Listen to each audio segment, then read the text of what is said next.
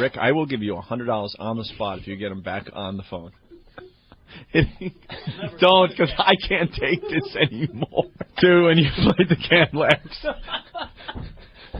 And he just stopped dead in his tracks.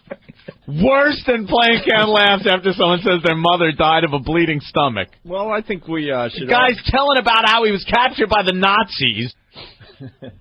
Wow. Well, Rick is trying to smooth things over. Smooth things over? You played laughter over his concentration camp story.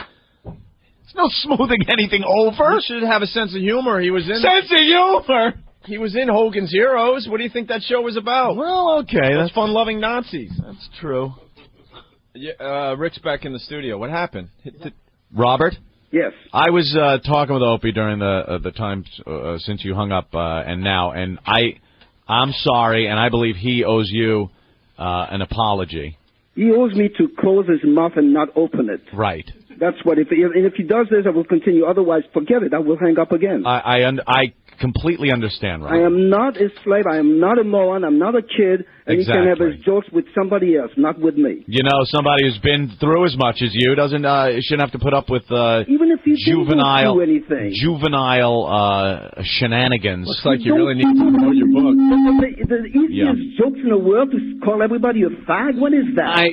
Exactly. It's terrible for the homosexuals to do what he does. He's an idiot. Yeah, I understand. And I hope that's on the air. Now, well, let's you know something. Let's smooth this over and get back to talking about you, your book, your career.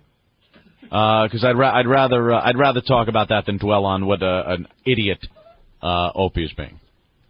I hope so. I hope I hope he's not going to say anything. Because I'm telling you, I will hang up again. I understand. What other things can we look for on the book? Because not many people know you have a very interesting life. The book is my life story, my youth in France. With a huge family. I'm the 14th of the last children of my parents. Very poor family with a great childhood anyway. You had a great childhood. Now wasn't this at the time that the war was going on?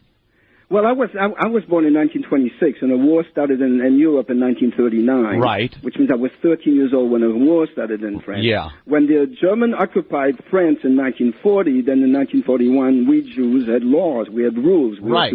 We had to wear a yellow Star of David. We had curfews. We could not do anything. And suddenly eventually we got all arrested and sent to concentration camps.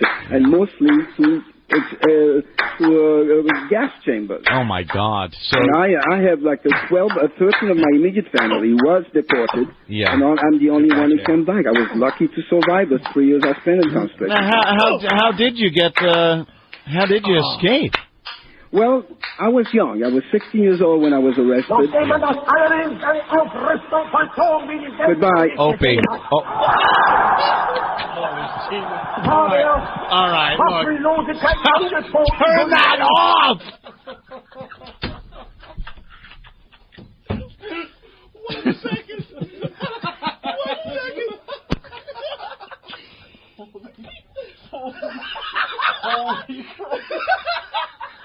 Well, he was stupid enough to call back.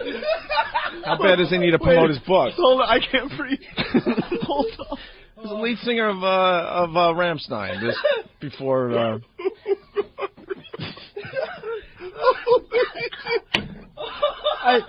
I am mortified.